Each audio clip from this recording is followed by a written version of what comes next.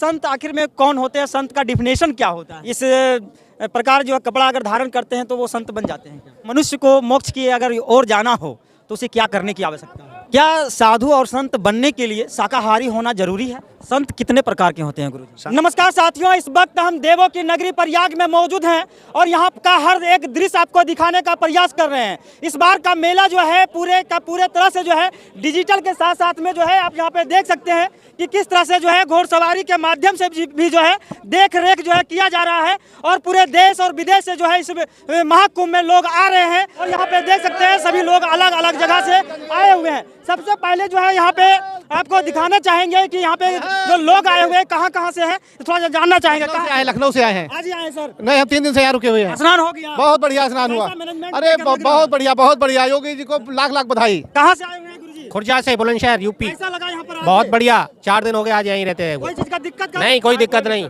साफ सफाई के लोग अच्छा, बहुत बढ़िया। कई सारे इधर युवा साथी भी है। कहाँ से आए सर? शिवपुरी जिले एमपी से एमपी से आए हुए हैं। जी। कैसा लग रहा है? बहुत सुंदर लग रहा है। ऐसा लग रहा है कि देवलोक में आ गए हम लोग और यहाँ हमारे गुरुजी के आश्रम में रुके हैं। सभी लोगों के अखाड़े बने हुए हैं। बहुत ही रमणीय माहौल है यहाँ पर। ऐसा लग रहा है कि देवता उतर आए हों जैसे पृथ्वी पर। इस प्रकार का माहौल यहाँ प्रतीत हो रहा है। धन्य हो गए हम इस धरा पर आकर। और योगी जी आप भी धन्य हो गए कि ये संगम में डुबकी लगाए कि नहीं? नहीं, लगाने जा रहे हैं। अभी लगाने के लिए जा रहे हैं। हर हर महादेव। अभी जो है संगम में डुबकी लगाने के लिए जा रहे हैं। कहाँ से आए हैं? सिवनी जिला, जबलपुर से आगे पे है। जबलपुर। हाँ, कैसा लग रहा है यहाँ पे? बहुत अच्छा लग रहा है आकर के। हाँ, कोई चीज का दिक्कत भी नहीं, कोई प्रकार की दिक्कत नहीं। बहुत अच्छी सुविधा है यहाँ पर, कोई दिक्कत नहीं। कहना चाहिएगा योगी जी को? बहुत बढ़िया, बहुत बढ़िया। बहुत बढ़िया। हाँ, मैनेजमेंट सिस्टम कैसा है? बोलने के लिए कुछ लफ्ज नहीं है। हाँ, तो देख सकते हैं कि यहाँ पे कोई भी तरह का किसी भी प्रकार का कोई दिक्कत नहीं है। लगातार जो है श्रद्धालु आ रहे हैं। कहाँ से आए माता जी?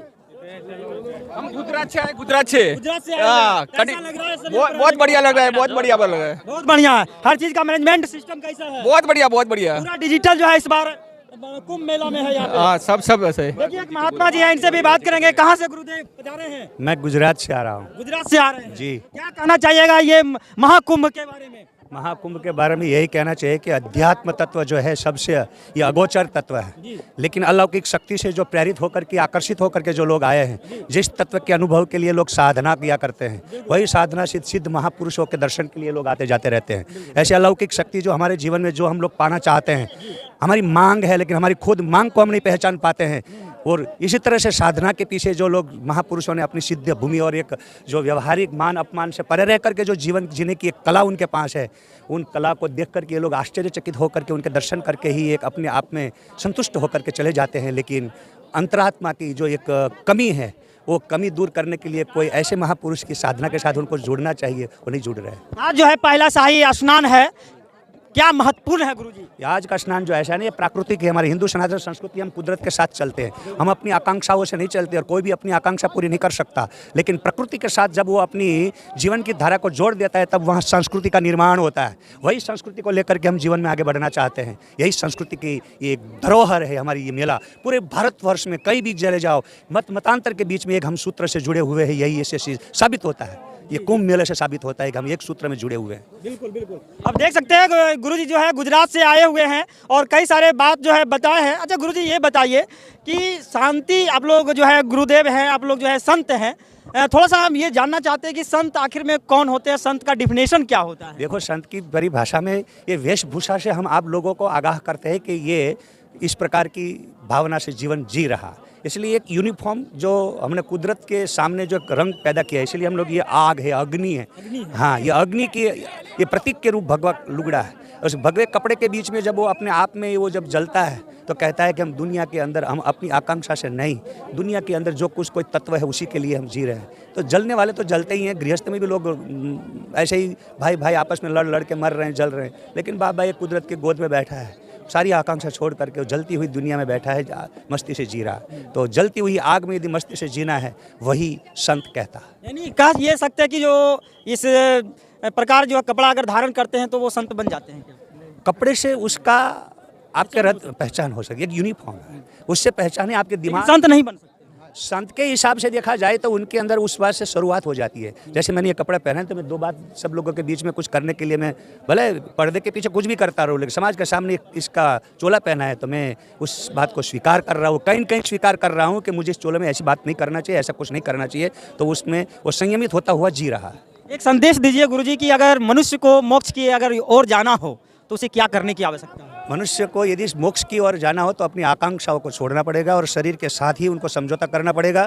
ये शरीर को देख ले कि आधार कार्ड के साथ अब तो हमारा आधार कार्ड निकला हुआ है। दुनिया में कहीं भी जाए भगवान ने एक ही पीस बनाया है, वो वन पीस अपने आप में दुनिया में वो अपनी जगह पर वो बिल्कुल परफेक्ट है। लेकिन वो जो अपने दिमाग में सोचता है कि ये मेरे से आगे निकल गया, लेकिन वो स्वयं सबसे आगे है, क्योंकि ऐसी व्यक्ति दूसरी बनाई ही नहीं है भगवान ने।